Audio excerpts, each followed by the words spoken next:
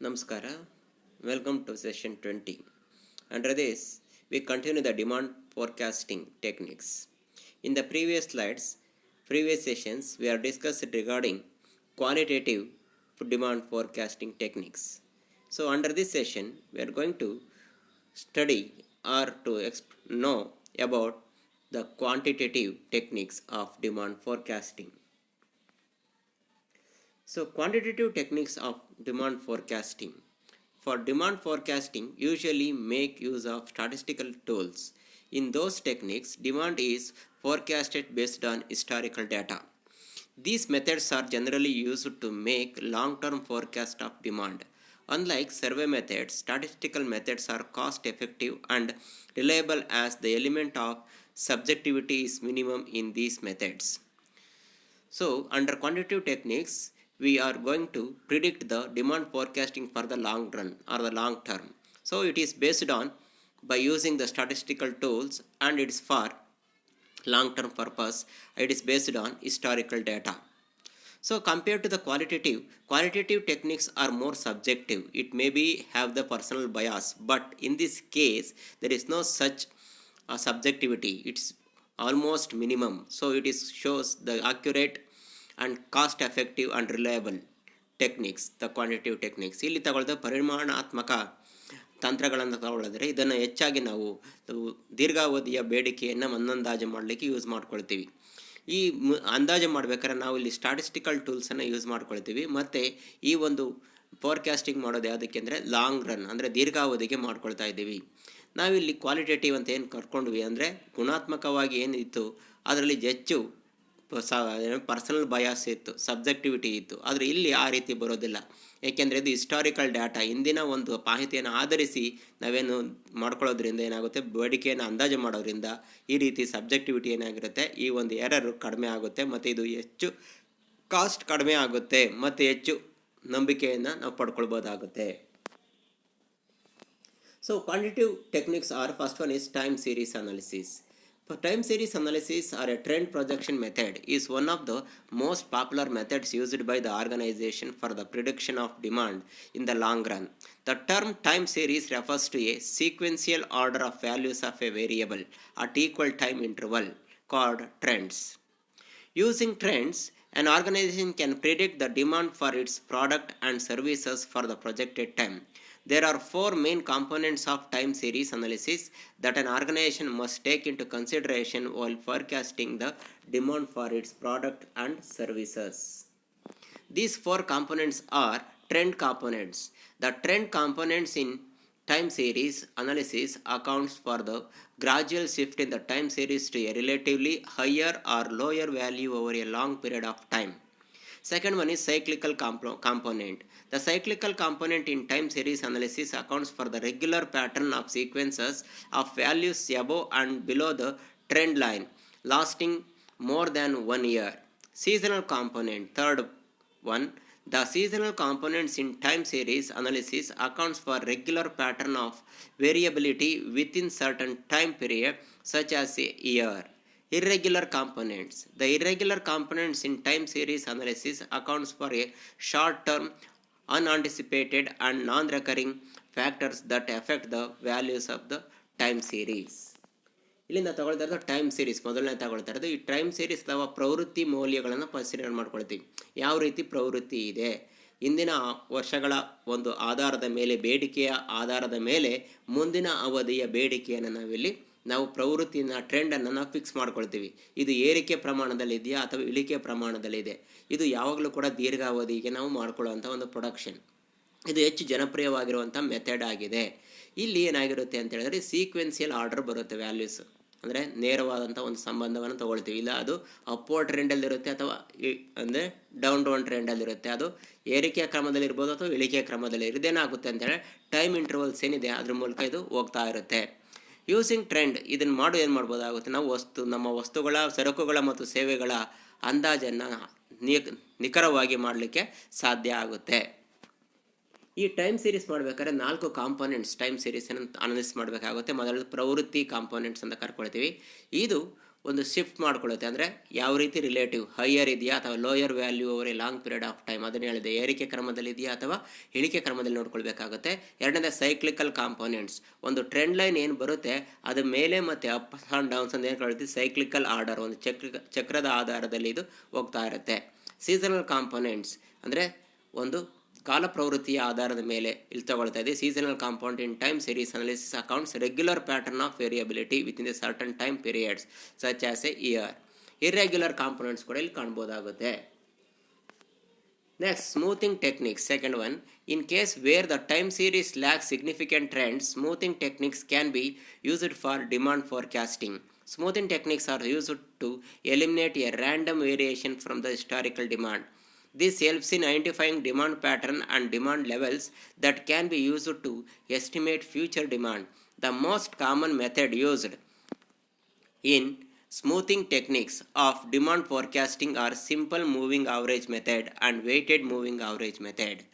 So ಇಲ್ಲಿ ನಾವು smoothing ಟೆಕ್ನಿಕಲ್ಲಿ ತಗೊಳ್ತಾ ಇರೋದಿಲ್ಲಿ ಎಲ್ಲಿ ನಮ್ಮ ಏನು ಮೂವಿಂಗ್ ಅವರೇಜ್ ಮೆಥಡ್ ಏನಿದೆ, ಟೈಮ್ ಸೀರೀಸ್ ಮೆಥಡ್ ಏನಿದೆ, ಅದರಲ್ಲಿ ಏನಾದರೂ ನಿಖರವಾಗಿ ಅಥವಾ ಸಿಗ್ನಿಫಿಕೆಂಟ್ ಇಲ್ಲ ಅಂತ ಅಂದ ಸಂದರ್ಭದಲ್ಲಿ ಈ ಸ್ಮೂತಿಂಗ್ ಟೆಕ್ನಿಕ್ಸನ್ನು ಕನ್ಸಿಡರ್ ಮಾಡ್ತೀವಿ. ಇಲ್ಲಿ ಡಿಮಾಂಡ್ ಪ್ಯಾಟರ್ನ್ಸನ್ನು ಅಥವಾ ಲೆವೆಲ್ಸನ್ನು ನಾವೇನು ಮಾಡ್ಕೊಳ್ತೀವಿ, ಯೂಸ್ ಮಾಡಿಕೊಂಡು ಎಸ್ಟಿಮೇಟ್ ಮಾಡ್ಕೊಳ್ತೀವಿ. ಈ ಟೆಕ್ನಿಕ್ಸ್ ಮಾಡ್ಬೇಕಾದ್ರೆ ಹೇಳ್ತೀವಿ ಮೂವಿಂಗ್ ಅವರೇಜ್. ಇಲ್ಲಿ ಸಿಂಪಲ್ ಮೂವಿಂಗ್ ಅವರೇಜ್ ಮತ್ತು ವೆಯ್ಟೆಡ್ ಮೂವಿಂಗ್ ಅವರೇಜ್ ಮೆಥಡ್ಸನ್ನು ಫಾಲೋ ಮಾಡ್ಕೊಳ್ತೀವಿ. ಇಲ್ಲಿ first one is simple moving average.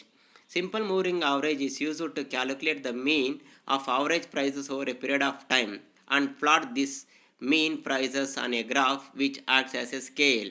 ಇಲ್ಲ ಸಿಂಪಲ್ ಮೂವಿಂಗ್ ಅವರೇಜ್ ಏನು ಮಾಡ್ಕೊಳ್ತೀವಿ ಅಂತ ಹೇಳಿದ್ರೆ, ಒಂದು ನಿಗದಿತ ಅವಧಿಯಲ್ಲಿ ಆಗಿರುವಂಥ ಬೆಲೆಯಲ್ಲಾದ ಬೆಲೆಗಳೇನಿರುತ್ತೆ ಅವುಗಳ ಒಂದು ಸರಾಸರಿಯನ್ನು ಕಂಡುಹಿಡಿದು ಅದರ ಮೂಲಕ ಏನು ಮಾಡ್ಕೊಳ್ತೀವಿ, ನಾವಿಲ್ಲಿ ಒಂದು ಗ್ರಾಫ್ ಮೇಲೆ ಅದನ್ನು ನಾವು ಪ್ಲಾಟ್ ಮಾಡಿ ಈ ಒಂದು ಟ್ರೆಂಡ್ಸನ್ನು ಅಥವಾ ಡಿಮಾಂಡ್ ಫಾರ್ಕಾಸ್ಟನ್ನು ಕಂಡುಹಿಡ್ಕೊಳ್ತೀವಿ. ಆದರೆ simple moving average method use to calculate the mean average price over a period of time and plot these mean prices on a graph which acts as a scale. For example, a 5-day simple moving average is the sum of values of all 5 days divided by 5.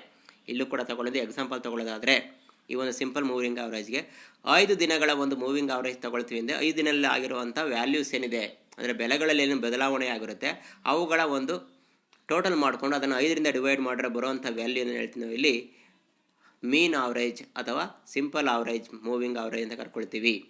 ಅದೇ ರೀತಿ weighted moving average method uses A predefined number of time periods to calculate the average, all of which have the same importance. For example, in a 4 months moving average, each month represents 25% of the moving average. ಇಲ್ಲಿ weighted moving average ಅಂದರೆ ಕೆಲವೊಂದಕ್ಕೆ ನಾವು ಇಂಪಾರ್ಟೆನ್ಸನ್ನು ಕೊಡಬೇಕಾಗುತ್ತೆ. ಇಲ್ಲಿ 4 months moving average example ತಗೊಳ್ಳೋದಾದರೆ, 4 ತಿಂಗಳ ಒಂದು moving average ತಗೊಳ್ಳೋದಾದರೆ ಪ್ರತಿ ತಿಂಗಳು ಕೂಡ ನಾವು ಇಂಪಾರ್ಟೆನ್ಸ್ ಎಷ್ಟು ಕೊಡ್ತಿದ್ರೆ 25%. Equal importance is to be given or it is called a weights for while computing the mean or the average. Next, barometric methods. Barometric methods are used to speculate the future trend based on current developments. These methods are also referred to as the leading indicators approach to demand forecasting. Many economists use barometric method to forecast trends in business activities. The basic approach followed in barometric methods of demand analysis is to prepare an index of relevant economic indicators and forecast future trends based on the movement shown in the index. ಇಲ್ಲಿ barometric methods ಅಂತ ಕರ್ಕೊಳ್ಬೇಕಾದ್ರೆ here we predict the demand on the basis of some indicators for using as a barometers. So these indicators explains, economic indicators explains how the future trends goes on. On that basis we are going to predict the demand forecasting. ಇಲ್ಲಿ ಬಾರೋಮೆಟ್ರಿಕ್ ಟ್ಯಾಂಡ್ಮೆಂಟ್ ಅಂತ ಹೇಳಬೇಕಾದ್ರೆ ಕೆಲವೊಂದು ಸೂಚ್ಯಾಂಕಗಳನ್ನು ಪರಿಗಣನೆ ಮಾಡ್ತೀವಿ. ಈ ಸೂಚ್ಯಾಂಕಗಳನ್ನು ಪರಿಗಣನೆ ಮಾಡೋದ್ರ ಮೂಲಕ ನಾವೇನು ಮಾಡ್ಕೊಳ್ತೀವಿ, ಆ ಒಂದು ಬೇಡಿಕೆಯನ್ನು ಅಂದಾಜು ಮಾಡ್ಕೊಳ್ತೀವಿ. The barometric methods make use of the following indicators. ಯಾವ ತಗೊಳ್ತೀವಿ ಇಂಡಿಕೇಟರ್ ಆಗಿ ಅಂತ ಹೇಳಿದ್ರೆ, leading indicators. When an event that has already occurred is considered as predict the future event, the past event would be act as a leading indicator. For example, the data relating to a working woman would act as a leading indicator for the demand of working women hostel. So here leading indicators means if already an event is occurred, that event is considered as a leading indicator, and that we are going to predict the future event. Example, consider the working women.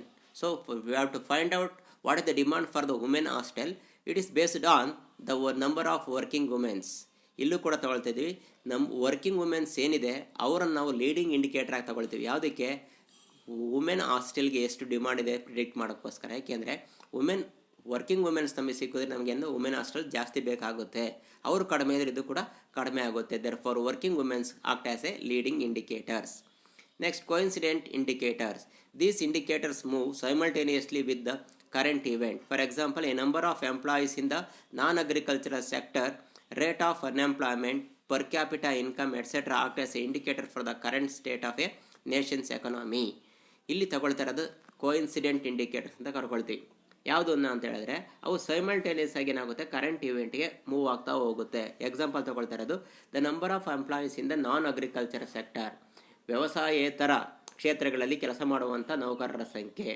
ಅದೇ ರೀತಿ unemployment ದರ ಎಷ್ಟಿದೆ, ಮತ್ತು ಪ್ರತಿ ವ್ಯಕ್ತಿಯ ಆದಾಯ, ತಲಾ ಆದಾಯ ಎಷ್ಟಿದೆ, ಇವನ್ನೆಲ್ಲ ಕೂಡ ನಾವು ಒಂದು ದೇಶದ ಹಣಕಾಸಿನ ವ್ಯವಸ್ಥೆಯನ್ನು ನಾವು ನಿಖರವಾಗಿ ಹೇಳಬೇಕು ಅಥವಾ ಪ್ರಿಡಿಕ್ಟ್ ಮಾಡಬೇಕು ಅಂದರೆ ಇವರನ್ನೆಲ್ಲ ನಾವು ಹೇಳ್ತೀವಿ ಇಂಡಿಕೇಟರ್ಸ್ ಆಗಿ ಕನ್ಸಿಡರ್ ಮಾಡ್ಕೊಳ್ತೀವಿ. Next, logging indicators. These indicators include events that follow a change. Lagging indicators are critical to interpret how the economy would shape up in the future. These indicators are useful in predicting the future economic event. Example, inflation, unemployment level, etc. are the indicators of the performance of a country's economy. ಇಲ್ಲಿ lagging ಅಂತ ಹೇಳಿದ್ರೆ ಹಿಂದೆ ಬೀಳುವಂಥ ಸೂಚ್ಯಂಕಗಳು ಅಂತ ಕರ್ಕೊಳ್ತೀವಿ. ಅಂದರೆ ಇಲ್ಲಿ ನಾವು ಹಣದುಬ್ಬರ ಮತ್ತು ಅನ್ಎಂಪ್ಲಾಯ್ಮೆಂಟ್ ಅಂದರೆ ಉದ್ಯೋಗ ಇಲ್ಲದೆ ಇರೋವಂಥವ್ರು, ನೌಕರಿ ಇಲ್ಲದೆ ಇರುವಂಥ ಜನಗಳು ಅಂತ ಇವೆಲ್ಲ ಕೂಡ ಏನಾಗುತ್ತೆ, ಒಂದು ದೇಶದ ಆರ್ಥಿಕತೆಯ ಒಂದು ಇಂಡಿಕೇಟರ್ ಆಗಿ ಕೆಲಸವನ್ನು ಮಾಡುತ್ತೆ. Next, econometric method. Make use of statistical tool combined with economic theory to access various economic variables. For example, price changes, income level of consumers, changes in economic policies and so on for forecasting the demand. The forecasts made using econometric methods are much more reliable than any other demand forecasting method. An econometric model for demand forecasting could be single equation regression analysis or a system of simultaneous equation. A detailed explanation of regression analysis given in the next session. Regression analysis. The regression analysis method for demand forecasting measures the relationship between two variables. Using regression analysis, a relationship is established between the dependent and independent variable. ಇಲ್ಲಿ ನಾವು consider ಮಾಡ್ತೀವಿ, ಅದು ಎಕನಾಮೆಟ್ರಿ ತಗೊಳ್ಳೋದು regression ಅನಾಲಿಸಿಸನ್ನು ಅದರಲ್ಲಿ ಪ್ರಮುಖ ತಗೊಳ್ತೀವಿ. ಈ regression analysis ಏನು ಕೊಡುತ್ತೆ, ಎರಡು ವೇರಿಯಬಲ್ಸ್ ಏನಿರುತ್ತೆ ಅವುಗಳ ನಡುವೆ ನಾವು ಸಂಬಂಧವನ್ನು ನಮಗೆ ತೋರಿಸ್ಕೊಡುತ್ತೆ. ಈ ಸಂಬಂಧಗಳ ತೆಗೆದುಕೊಂಡು ಏನು ಮಾಡ್ಬೋದಾಗುತ್ತೆ, ನಾವು ಡಿಮಾಂಡ್ ಫೋರ್ಕಾಸ್ಟಿಂಗ್ ಮಾಡ್ಬೋದಾಗುತ್ತೆ. ಎಕ್ಸಾಂಪಲ್ ತಗೊಳ್ತಾ ಇದ್ದೀವಿ, quantity demand and the price of that product or the price of the related goods, advertisement, income of the consumers, ಇವ್ರನ್ನ ಹೇಳ್ತೀವಿ ಇಂಡಿಪೆಂಡೆಂಟ್ ವೇರಿಯಬಲ್ ಅಂತ ಕನ್ಸಿಡರ್ ಮಾಡ್ತೀವಿ. ಬೇಡಿಕೆಯನ್ನು ಏನು ಮಾಡ್ಕೊಳ್ತೀವಿ ನಾವಿಲ್ಲಿ, ಡಿಪೆಂಡೆಂಟ್, ಅವಲಂಬಿತ. ಆದ್ದರಿಂದ ಇವೆರಡನ್ನು ಪರಿಗಣನೆ ಮಾಡಿ ನಾವೇನು ಮಾಡ್ಕೊಳ್ತೀವಿ, ಒಂದು ಈಕ್ವೇಷನ್ನ ಕಂಡುಹಿಡ್ಕೊಳ್ತೀವಿ. That is called regression equation ಅಂತ. Through that we can predict the demand for the future. So here ends this session. Thank you very much.